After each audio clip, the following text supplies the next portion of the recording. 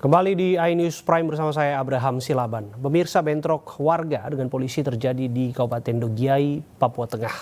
Akibat bentrok, puluhan rumah dibakar dan satu warga meninggal dunia, serta 3 orang polisi terluka.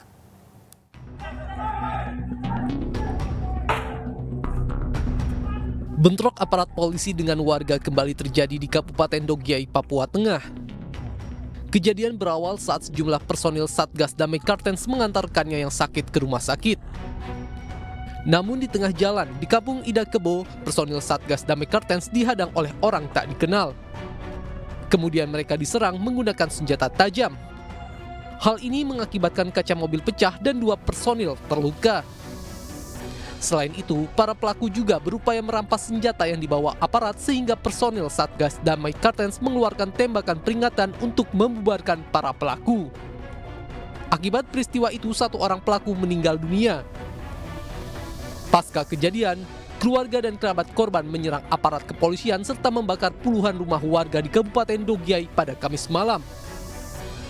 Akibatnya 1 orang warga meninggal dunia akibat luka tembak dan 3 orang polisi terluka. Mudah-mudahan apa yang dilaporkan anggota kepada saya itu sebagaimana yang didapat dari 2 pejabat utama yang saya utus ke Dogiai.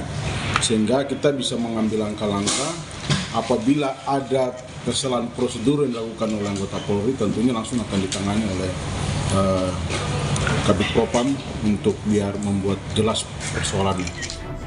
Sementara kini sejumlah personil BRIMOB dan TNI disiagakan untuk mengantisipasi serangan susulan dari warga.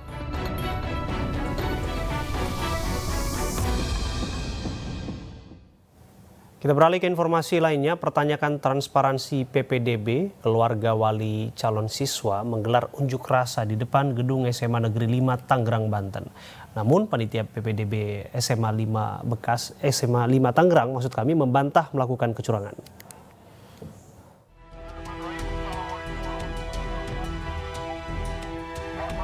Keluarga wali calon siswa berunjuk rasa di depan gedung SMA Negeri 5 Tangerang, Banten Jumat siang. Mereka mempertanyakan transparansi PPDB kepada pihak sekolah, terutama sistem zonasi lingkungan. Hal ini menindaklanjuti seorang anak yang tidak diterima di sekolah ini. Padahal jarak sekolah dengan rumah cukup dekat, yakni berjarak 412 meter. Sementara berbanding terbalik dengan siswa yang sekolah SMP-nya di luar kota Tangerang namun diterima. Kedua belah pihak akhirnya melakukan mediasi namun gagal. Pihak keluarga wali calon siswa pun menduga SMA Negeri 5 Tangerang melakukan kecurangan, salah satunya dengan modus titip kakak. Pihak keluarga berencana melaporkan persoalan ini ke Dinas Pendidikan dan Kebudayaan Provinsi Banten. Masih belum puas dalam arti ke pihak sekolah ya, karena kenapa nanti saya lanjutkan ke Dinas Pendidikan untuk mengecek data-data yang lainnya. Ketua Panitia PPDB sekaligus Wakil Kepala SMA Negeri 5, Ida Zuraida membantah telah lakukan kecurangan. Ida mengaku telah mengikuti sistem sesuai dengan petunjuk teknis Disdikbud Banten. Apa yang mereka tuduhkan terhadap kami di sekolah ini itu tidak benar. Ada titip kakak atau mungkin data yang kami manipulasi, itu semuanya nggak benar. Karena semuanya kami bekerja lewat sistem PPDB yang sudah ditetapkan oleh Provinsi Banten dan itulah yang kami laksanakan sesuai dengan juknisnya. Pihak SMA Negeri 5 Tangerang mempersilahkan keluarga calon siswa yang gagal diterima untuk mengadukan permasalahan pada Dinas Pendidikan dan Kebudayaan Provinsi Banten untuk mengetahui sistem PPDB online. Menteri Koordinator Pembangunan Manusia dan Kebudayaan Muhadjir Effendi angkat bicara terkait dengan kisruh PPDB. Berikut wawancara saya Abraham Silaban dengan Menteri Koordinator Pembangunan Manusia dan Kebudayaan Profesor Muhadjir Effendi. Hari ini saya Abraham Silaban dan tim AB Plus, kami duduk bersama-sama dan berdiskusi secara eksklusif dengan Menteri Koordinator Pembangunan Manusia dan Kebudayaan Profesor Muhadjir Effendi. Assalamualaikum, selamat malam Prof. Terima kasih sudah menemani Prof. Selamat malam. Ya, Mas Abi. Sehat, Prof. Saya harus manggil apa ini? Panggil AB boleh Prof, Okay. Panggil Abraham juga boleh Prof. Duduk perkaranya saya mau perjelas kembali karena Prof Muhadjir adalah sosok yang saya bisa katakan inisiator sistem zonasi ini Kala itu Anda duduk sebagai Mendikbud Iya. waktu itu, tahun 2017, Prof. Iya. Oke. Apakah semangat menghilangkan kastanisasi, menghilangkan favoritisme itu sudah terpenuhi seiring berjalannya waktu, Prof? Ini yang 5 tahun sekarang.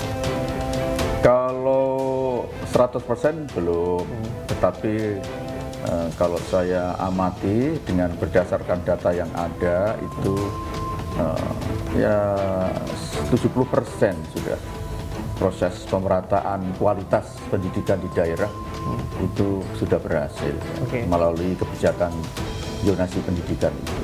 Dan itu kebijakan itu kan bukan serta-merta datang turun begitu saja, tapi itu sudah ada kajian dari Balitbangdikbud, kemudian juga rekomendasi dari lembaga-lembaga yang kompeten seperti Ombudsman, termasuk juga perintah Bapak Presiden waktu itu, Pak Jokowi, dan juga Pak Wapres, Pak Jika, supaya segera ditangani sungguh-sungguh tentang kastanisasi pendidikan yang semakin hari semakin tidak sehat itu dengan segala implikasi buruknya.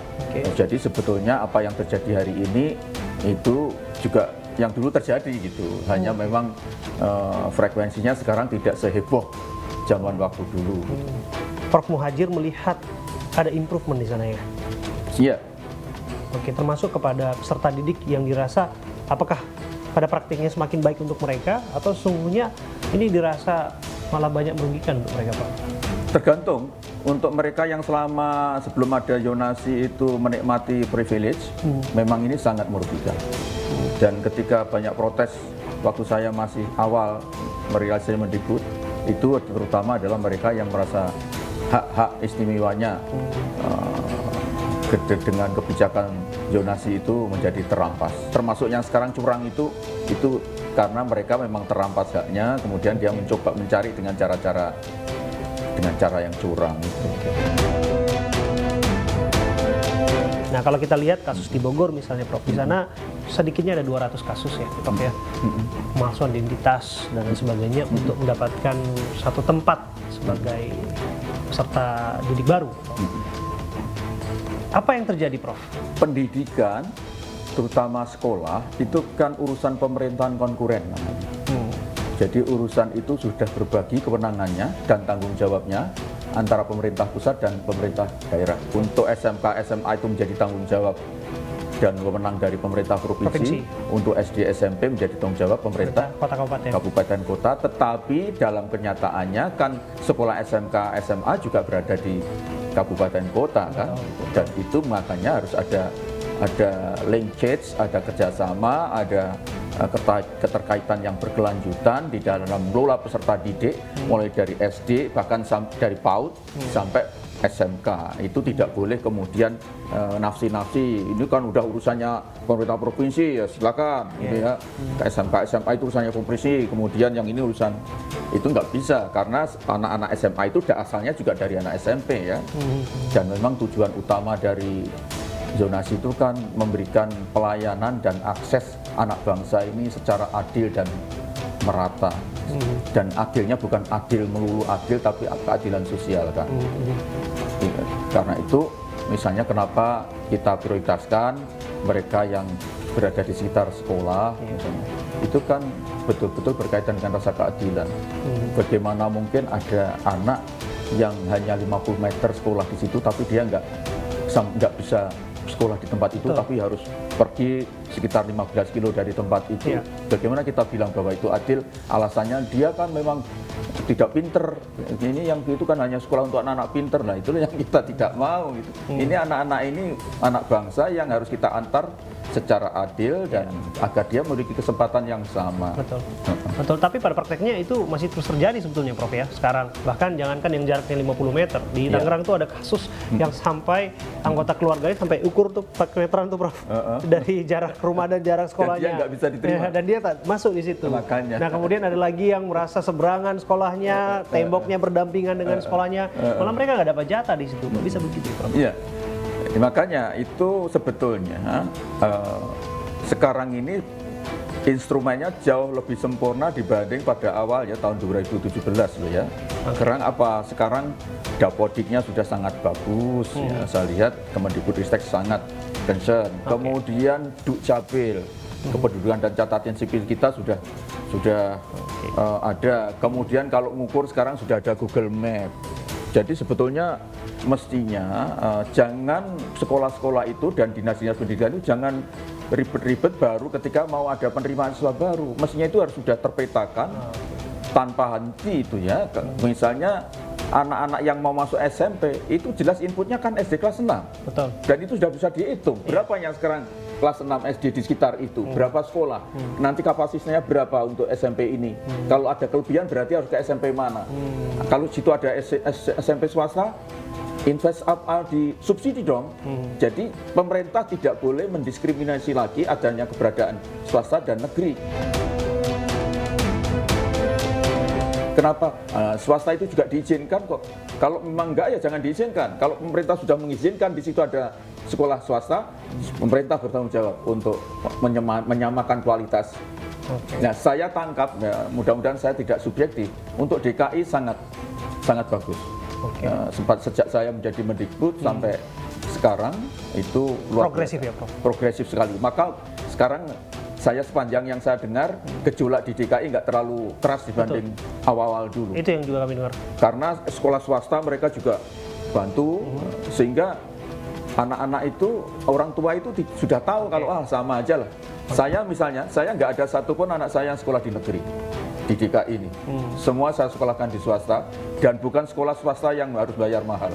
Kenapa? Saya berkeyakinan bahwa anak saya di swasta yang lebih dekat dengan swasta ini sama aja dengan seandainya dia harus sekolah di negeri. Jadi orang tua harus diyakinkan bahwa dia sekolah dimanapun anaknya itu mendapatkan pelayanan yang relatif sama. Ini luar biasa, sekelas Menko dalam tanda kutip tidak menempatkan anaknya bersekolah di sekolah yang dianggap favorit, gitu ya, Prof. Dan tidak harus bayar mahal. Sekolah favorit yang dimaksud biasa-biasa saja. Andai kata kemudian pemikiran itu bisa ditularkan yang lain, bisa demikian ya, Prof? Ya dong, saya ambil kebijakan harus sudah dicontoh dong.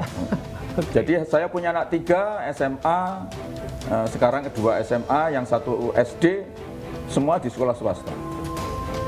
Kalau mau pasti anak saya bisa, bukan saya nyombong, pasti lolos kalau masuk di SD.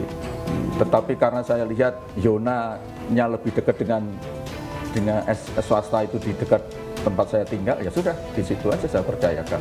Jadi orang tua menurut saya dosa besar kalau dia melakukan menyekolahkan anaknya dengan memburu sekolah favorit yang dia persepsikan itu dengan cara curang. Itu berarti dia telah menanamkan nilai-nilai kebobrokan berupa kecurangan kepada anaknya sendiri.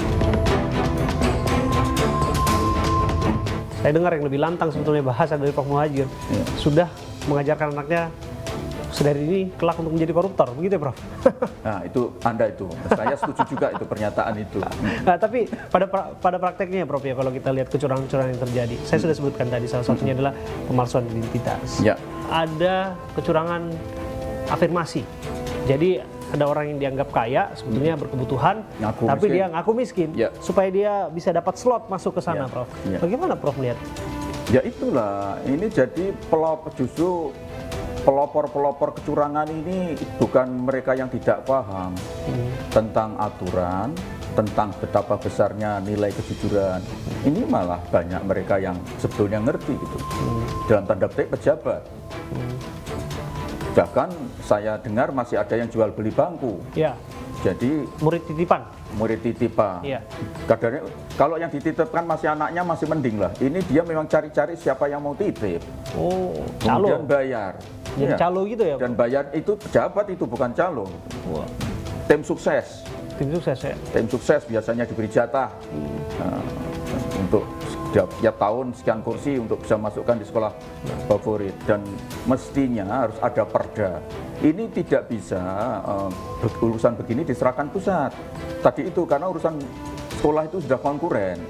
Mestinya masing-masing daerah harus bikin perda yang keras untuk menindak siapa yang melakukan kecurangan itu. Kemudian harus dengan sungguh-sungguh melakukan proses pemerataan kualitas sekolah. Sehingga tidak ada lagi sekolah favorit, sekolah buncit, sekolah yang dianggap tidak mutu, tidak hanya negeri, termasuk swasta harus juga diafirmasi. Dan kemudian masyarakat harus diyakinkan bahwa ini kamu sekolah dimanapun anak Anda, itu sama. Sama saja. Relatif sama. Sama termasuk rotasi guru. Oke, kualitas Guru-guru ya. itu bukannya kepala sekolah iya. Kepala sekolah itu kan manajer ya. Harus dirotasi. Termasuk guru. Itu saya nemukan dulu sebelum ada Yonasi ini. Sekolah favorit itu isinya juga guru-guru favorit. Betul. Di samping guru favorit biasanya istrinya pejabat. Jadi istri pejabat-pejabat itu biasanya ngumpul di satu tempat sekolah favorit gitu. Kenapa di situ? Karena kan di situ isinya anak-anak yang di samping memang pinter, ada anaknya berduit. Karena itu ketika dia masuk juga mau bayar banyak. Karena dia punya uang banyak, sekolah itu kemudian dia bisa meningkatkan fasilitas dengan baik kan. Karena fasilitas baik, maka kemudian banyak orang daftar mau dengan bayar. Nah, gurunya juga kecipratan kan, menikmati juga kan. Maka banyaklah guru-guru kemudian pengen ditugaskan di sekolah favorit. Saya di lapangan itu ada sekolah yang namanya favorit itu isinya mungkin 30% istrinya pejabat. Mulai dari ketua DPR sampai istrinya sekda di situ itu ya. Kemudian ada sekolah yang kira-kira 2 kilo dari situ kekurangan guru. Kekurangan guru. Kenapa kok kurang guru di sana kok lebih-lebih? Ya karena tadi itu. Kemudian belum janji setiap pilkada. Janji pilkada isu yang paling mudah ya Jadi kepala sekolah. Kepala sekolah. Dan sasarannya guru karena guru itu ASN terbanyak. Dengan otonomi ini sekarang guru menjadi pegawai daerah itu aset alat untuk mengkapitalisasi guru dalam rangka kampanye itu terjadi. Ya, dan nanti kemudian janji itu nanti jadi kepala sekolah dan sebagainya. Ini harus pemerintah daerah harus betul-betul lugas. Kalau tidak, ya kita tidak akan bisa. Mirsa, sosok seseorang berinisial S disebut sebagai perantara pembalian uang kepada terdakwa Irwan Hermawan melalui Magdir Ismail. Informasinya kami hadirkan untuk Anda saat lagi.